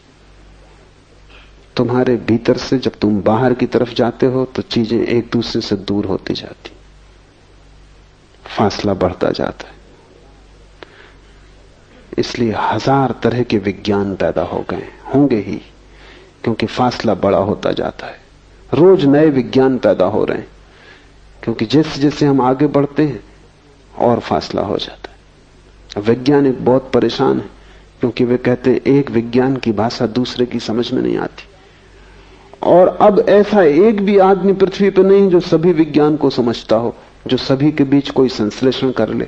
ऐसा तो बहुत कठिन हो गया मामला, एक ही विज्ञान को जानना असंभव जैसा है। तो दुनिया में ज्ञान बहुत है लेकिन संश्लेषण बिल्कुल खो गया। और धर्म एक है, उनके नाम कितने ही अलग हों, क्योंकि जैसे ही कोई व्यक्ति भीतर की तरफ आता है फासला कम होने लगता है, केंद्र पर सब चीजें जुड़ जाती। केंद्र परम संश्लेषण, अल्टीमेट सिंथेसिस है। वितर्क अर्थात विवेक से आत्मज्ञान होता है। तोड़ो मत, बाहर मत जाओ, दूसरे पर ध्यान मत रखो, भीतर ध्यान लाओ, जोड़ो, धीरे धीरे सरकते आओ केंद्र की तरफ। उस जगह पहुंच जाओ जहां तुम्हारे प्राणों का मध्य बिंदु है। वहां ठहर जाओ, वहां ऊर्जा उत्पन्न होगी। वो जो हम प्रकाश देखते हैं बुद्ध और महावीर में, वो जो हम आनंद देखते हैं कृष्ण में, मीरा में, चैतन्य में, वो किस बात का आनंद है? वो रोशनी किस बात की खबर है? वे उस जगह पहुंच गए जहां अनंत ऊर्जा का स्रोत है। अब वे दरिद्र नहीं है, अब वे दीन नहीं है, अब वे किसी से मांग नहीं रहे हैं, अब वे सम्राट हो गए।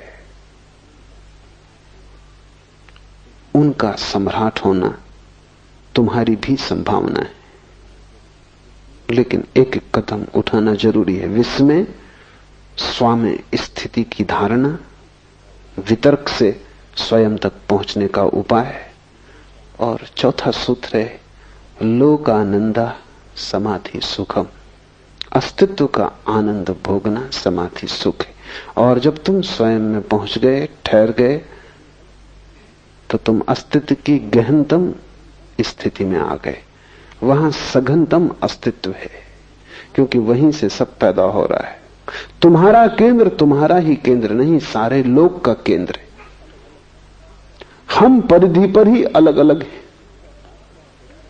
मैं और तू का फासला शरीरों का फासला है। जैसे ही हम शरीर को छोड़ते और भीतर हटते हैं, वैसे वैसे फासले कम होने लगते हैं। जिस दिन तुम आत्मा को जानोगे, उसी दिन तुमने परमात्मा को भी जान लिया। जिस दिन तुमने अपनी आत्मा जानी, उसी दिन तुमने समस्त की आत्मा जान ली, क्योंकि वहां केंद्र पर कोई फासला नहीं है। परिधि पर हम में भेद है, वहां भिन्नताएं, केंद्र में हम में कोई भेद नहीं है। वहां हम सब एक अस्तित्व रूप है।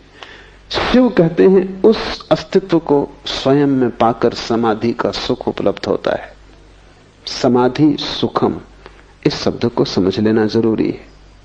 तुमने बहुत से सुख जाने, कभी भोजन का सुख, कभी स्वास्थ्य का सुख, कभी प्यास लगी तो जल से तृप्ति का सुख, कभी शरीर भोग का सुख, संभोग का सुख। तुमने बहुत सुख जाने,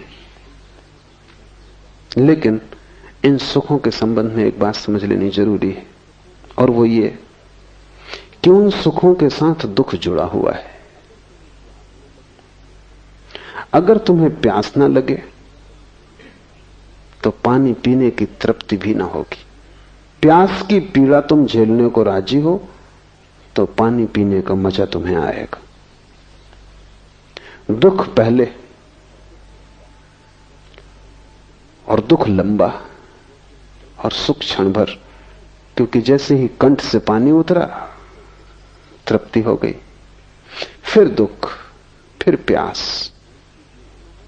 भूख न लगे, भूख की पीड़ा न हो तो भोजन की कोई तृप्ति नहीं। इसलिए एक दुनिया में बड़ी दुर्घटना घटती, जिनके पास भूख है उनके पास भोजन नहीं। वे भोजन का मजा ले सकते थे, उन्हें भोजन में सुख आता, क्योंकि वे बड़ा दुख झेल रहे हैं भूख का। और जिनके पास भूख नहीं है उनके पास भोजन है, वे भोजन का सुख ले नहीं पाते, भोजन से दुख ही मिलता उनको उल्टा।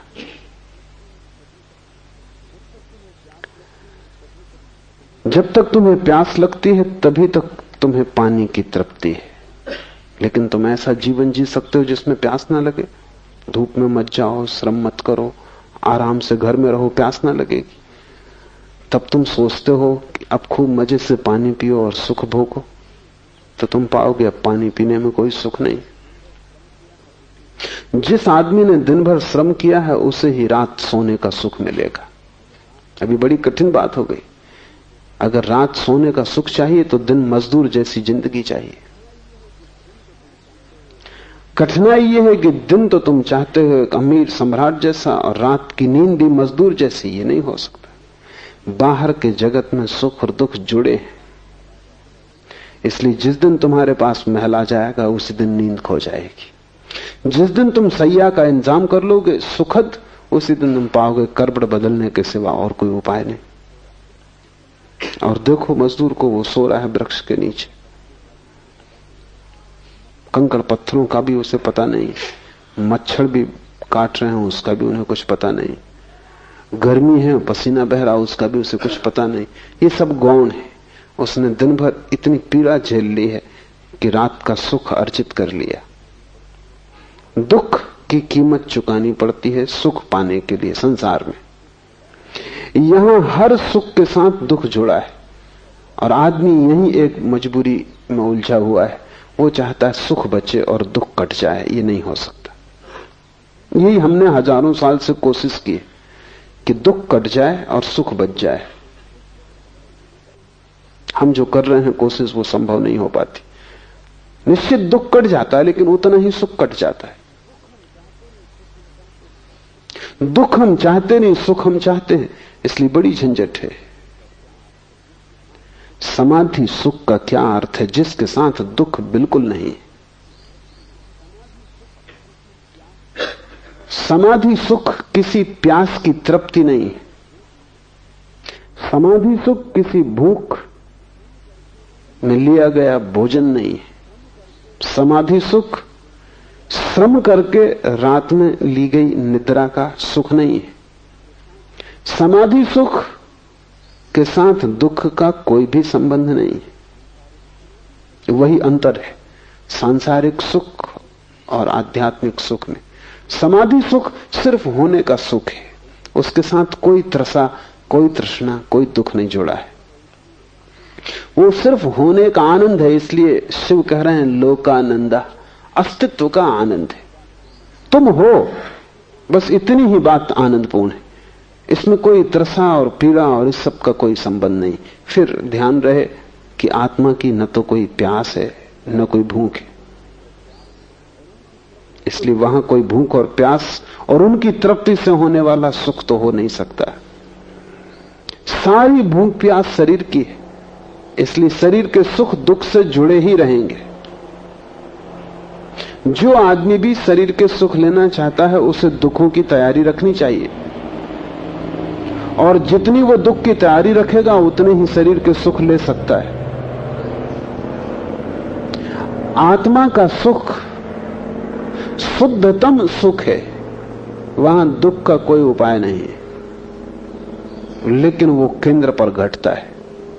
परिधि पर तो तुम शरीर हो, शरीर परिधि है, वो तुम्हारा घेरा है घर का, वो तुम नहीं हो। वो तुम्हारा बाहरी वर्तुल है, केंद्र पर तुम आत्मा हो। वहां एक नए सुख का आविर्भाव होता है। वो सुख सिर्फ होने का सुख है, सिर्फ होना मात्र। वहां दुख की कोई खाई नहीं है और वहां सुख का कोई शिखर नहीं है। वहां ऊंचाइयां नीचाइयां नहीं है, वहां पाना खोना नहीं है, वहां दिन रात नहीं है, वहां श्रम विश्राम नहीं है। वहां तुम सिर्फ हो, वहां शाश्वत होना है। उस शाश्वत होने की एक दशा है जो बड़ी रसपूर्ण है। उस रस में कभी विघ्न नहीं पड़ता, इसलिए उसे संत सनातन शाश्वत कहते हैं, नित्य कहते हैं। उस रस में कभी भी बाधा नहीं आती। कबीर ने कहा है वहां अमृत रस झरता ही रहता है, एक सा एक रस। यहां भी वर्षा होती है, लेकिन उस वर्षा के लिए गर्मी का होना जरूरी है। जब गर्मी से तुम उत्तप्त हो जाते हो, पृथ्वी दरार पड़ जाती है, सब तरफ वृक्ष चीख पुकार करने लगते हैं, सब तरफ त्राह त्राह मच जाती है गर्मी से, तब वर्षा होती। तुम कहोगे ऐसा बेहुदा नियम क्यों है?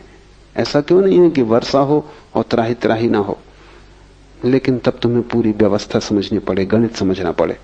ये त्राही त्राही मचे तो ही बादल निर्मित होते।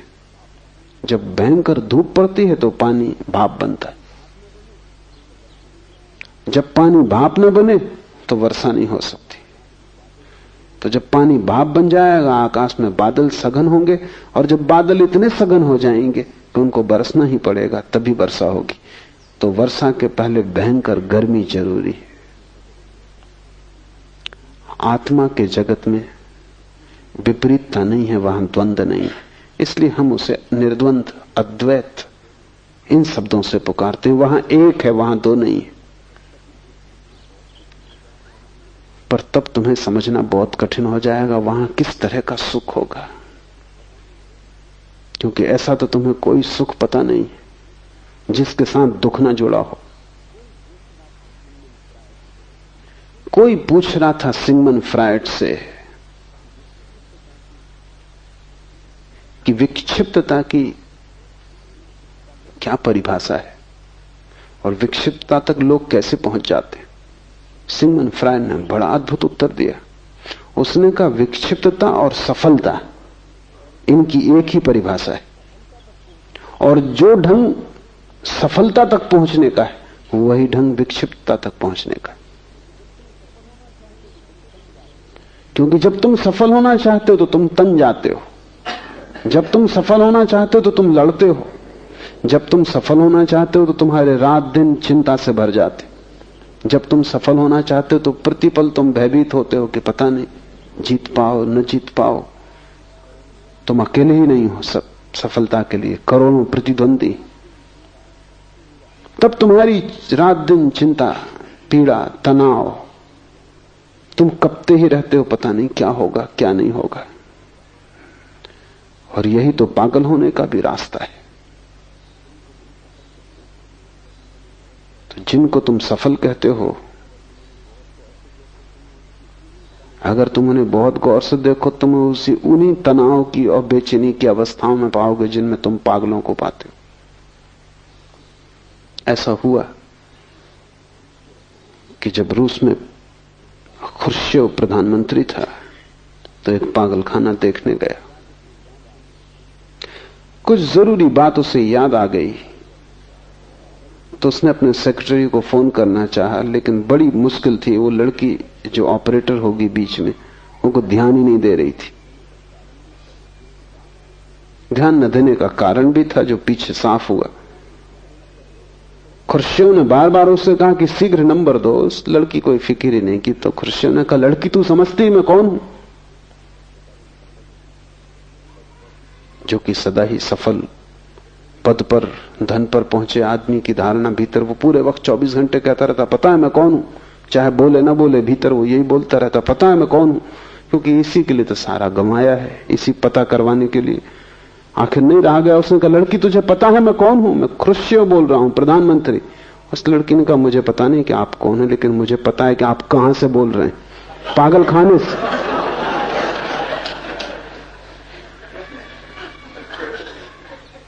लेकिन सभी प्रधानमंत्री वहीं से बोल रहे हैं, और कोई जगह है भी नहीं जहां से वो बोले। खुर्शीव एक बार लंदन आया। किसी ने उसे बहुमूल्य कपड़ा भेंट किया था। कपड़ा इतना कीमती था कि वो चाहता था दुनिया का श्रेष्ठ से श्रेष्ठ दर्जी उसे बनाए। मास्को में भी उसने पूछवाया, जो अच्छे से अच्छा दर्जी था। वो चाहता था एक कोट भी बन जाए, एक बंडी भी बन जाए, एक पैंट भी बन जाए। पर उस दर्जी ने कहा कि मुश्किल, 3 चीजें मुश्किल, 2 कोई भी बन सकती। कपड़ा इतना कीमती था कि वो चाहता था पूरा सूट ही बने। तो वो लंदन ले आया। लंदन के दर्जी ने उसको देखा तो उसने कहा कि ठीक है, एक पैंट, एक कोट, एक बंडी तो बन ही सकती, कुछ कपड़ा भी बचेगा, आपके बच्चे के लिए भी बन सकता। तो खुर्शीव बहुत हैरान हुआ। उसने कहा, क्या? और मैंने अपने दर्जी को पूछा मास्को में। हद कर दी उस बेईमान ने। वो कह रहा था कि इसमें बस 2 ही चीजें बन सकती। तो लंदन के दर्जी ने कहा, आप उस पर नाराज ना हो, मास्को में आप बहुत बड़े आदमी, ज्यादा कपड़ा लगेगा, लंदन में आप ना कुछ।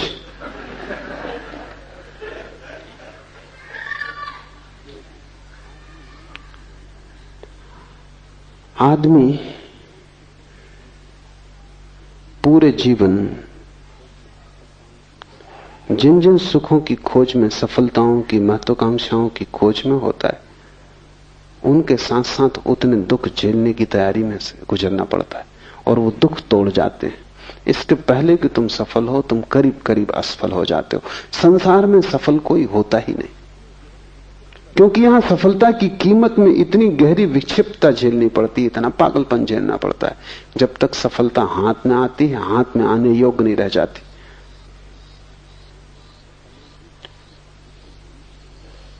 समाधि का सुख बिल्कुल भिन्न है। वहां मूल्य तुम्हें चुकाना नहीं, क्योंकि जो तुम पाने चले हो वो अभी मौजूद है इसी वक्त। वो कोई भविष्य नहीं है कि जिसके लिए तुम्हें यात्रा करनी पड़े, चलना पड़े, मेहनत करनी पड़े। वो अभी मौजूद है, इसी वक्त मौजूद है। वो तुम्हें मिला ही हुआ है, वो तुम्हारी स्वभाव सिद्ध संपदा है, और उसकी कीमत में कोई दुख नहीं है। लेकिन तब उसका स्वाद कैसा होगा? तुमने जो भी सुख जाने हैं उनमें से किसी से भी उसके स्वाद का पता नहीं चल सकता, क्योंकि उन सब में दुख मिश्रित है। तुमने जो जो अमृत जाना है, चखा है, उस सब में जहर पड़ा हुआ है। क्योंकि शरीर के साथ ही ये होगा ही। शरीर में जन्म और मृत्यु दोनों जुड़ी हैं, अमृत और जहर दोनों पड़े हैं। शरीर से तुम जो भी सुख जानोगे उसमें दुख रहेगा ही। लेकिन आत्मा सिर्फ अमृत है, उसकी कोई मृत्यु नहीं, वो शाश्वत है, वहां विपरीत नहीं है, वो सिर्फ जीवन है, शुद्ध जीवन है। इसलिए तुमने जो भी सुख चखे हैं उनकी तिक्तता, उनका कड़वाहट छोड़ दो, उनकी तिक्तता को बिल्कुल हटा दो, तो तुम कल्पना शायद थोड़ी सी कर पाओ। तुमने जो भी सुख जाने उन सब में से उनका विपरीत जो दुख का हिस्सा है वो अलग कर दो, तो थोड़ी सी तुम्हें झलक कल्पना में आ सकती है। लेकिन वो झलक भी पक्की खबर ना देगी, क्योंकि परिधि पर सिर्फ झलकें मिलती हैं। क्योंकि तुम कितना ही सोचो, जो तुमने नहीं चखा है उसके तुम प्रत्यय और धारणा ना बना सकोगे, चलना ही पड़ेगा। ये सूत्र बड़े कीमती हैं। विस्मय से भरो, मुड़ो स्वा की ओर, स्वयं में ठहरो ताकि महा ऊर्जा तुम्हें उपलब्ध हो जाए, जीवन तुम्हारा हो परम जीवन। विवेक से आत्मज्ञान को उपलब्ध हो जाओ, जागृति से, परम जागृति से निद्रा को तोड़कर, और अस्तित्व का आनंद भोग सकोगे। तब तुम समाधि सुख तुम्हारा है। समाधि सुख के संबंध में कुछ बातें और। एक, जीवन में जो भी सुख तुम भोगते हो वो बहुत सी बातों पर निर्भर करेगा। तुम्हारी योग्यता, अयोग्यता, शिक्षा, अशिक्षा, शक्ति, सामर्थ्य, परिवार, संबंध, सब पे निर्भर करेगा। तुम अकेले नहीं हो वहां। अगर गरीब घर में पैदा हुए हो तो उसी सुख को पाने में तुम्हें जीवन भर गंवाना पड़ेगा। अमीर घर में पैदा हुए हो, जल्दी पहुंच जाओगे। अगर बुद्धिमान हो, चालाक हो, होशियार हो गणित में, तो जल्दी पहुंच जाओगे। अगर बुद्धू हो, काफी भटकोगे, पहुंच जाओ, संदिग्ध है। शरीर रुग्ण है, मुश्किल पड़ेगा। शरीर स्वस्थ है, जल्दी पहुंच जाओगे। संयोगिक है, हजार बातों पर निर्भर है। लेकिन समाधि सुख किसी बात पर निर्भर नहीं है, अनकंडीशनल है, बेशर्त है। न तुम्हारी बुद्धि पर, न तुम्हारे शरीर पर, न तुम्हारी योग्यता अयोग्यता पर, न तुम्हारी शिक्षा परिवार पर, सुंदर कुरूप, स्त्री पुरुष, किसी बात पर निर्भर नहीं। शूद्र ब्राह्मण, हिंदू मुसलमान, किसी बात पर निर्भर नहीं। जवान वृद्ध, कुछ किसी बात पर निर्भर नहीं। बेशर्त सुख है, क्योंकि वो तुम्हारी संपदा है, वो तुम्हारे पास है ही, तुम उसे लेकर ही पैदा हुए हो। तुमने उस तरफ ध्यान नहीं दिया, बस इतनी ही बात है। तुमने विस्मरण किया है, तुमने खोया नहीं है। सिर्फ आंख लौटाओ, मुड़ो पीछे की तरफ और अपने को देख लो। तो ऐसा कुछ नहीं कि बुद्धिमान ज्यादा समाधि सुख पा लेंगे, बुद्धू वंचित रह जाएंगे, ऐसा कुछ भी नहीं। वे पढ़े लिखे भी वहां पहुंच जाते हैं, कबीर भी वहां पहुंच जाता है, निपट गंवार बुद्ध भी वहां पहुंचते हैं। और जब दोनों पहुंच जाते हैं तो जरा भी फर्क नहीं है। समाधि सुख जीवन का स्वरूप है। तुम्हारी बाहरी परिधि काली है या गोरी, स्वस्थ या सुंदर, रुग्ण गैर रुग्ण, तुम्हारी बुद्धि में बहुत से शब्द भरे हैं कि थोड़े, शास्त्र तुमने ज्यादा जाने की कम, इस सब से कोई भी संबंध नहीं। तुम्हारा होना पर्याप्त है, तुम हो, इतना काफी है। इसलिए समस्त ध्यान शुद्ध होने की खोज है। जहां तुम शरीर को भी भूल जाओगे, मन को भी भूल जाओगे, वहीं तुम्हें आत्मा का समाधि सुख, अस्तित्व का आनंद उपलब्ध होना शुरू हो जाएगा।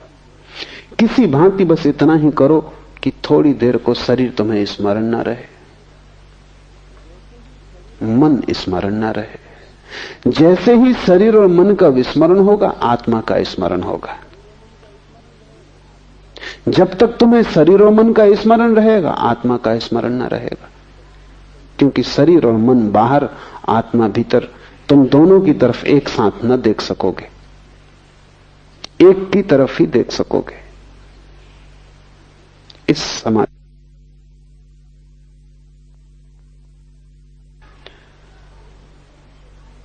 पहली गर्दन का मोड़ना ही सारा श्रम लेता है। एक बार कुंजी हाथ में आ गई, फिर तुम मालिक हो।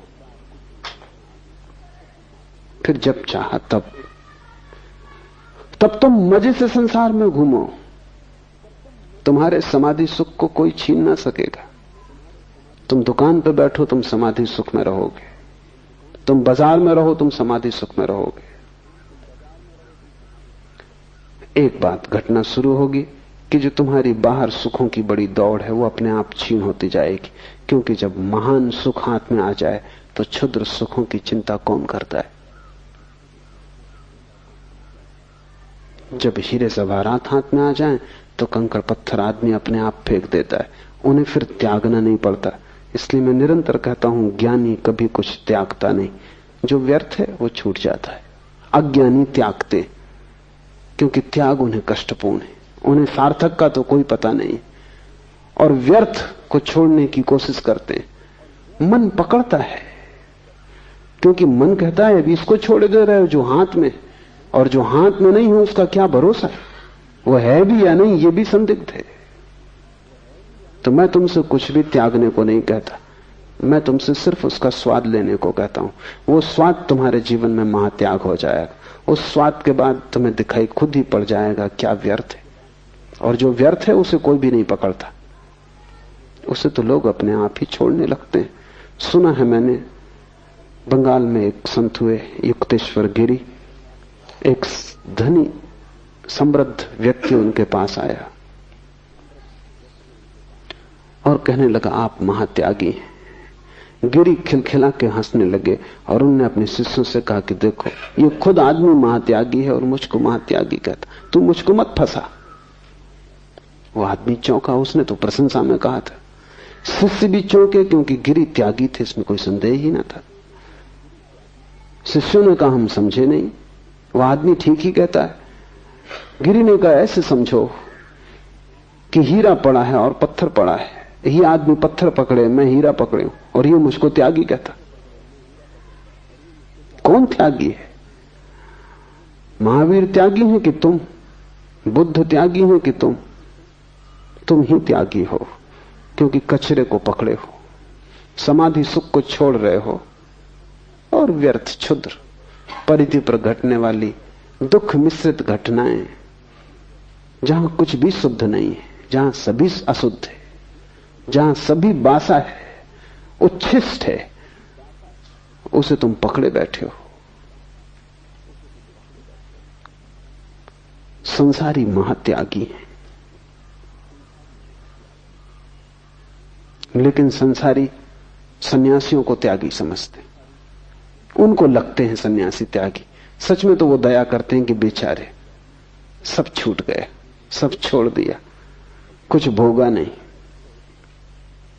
सम्मान भी करते हैं, भीतर गहरे मन में दया भी करते हैं कि ना समझ, बिना भोगे सब छोड़ दिया।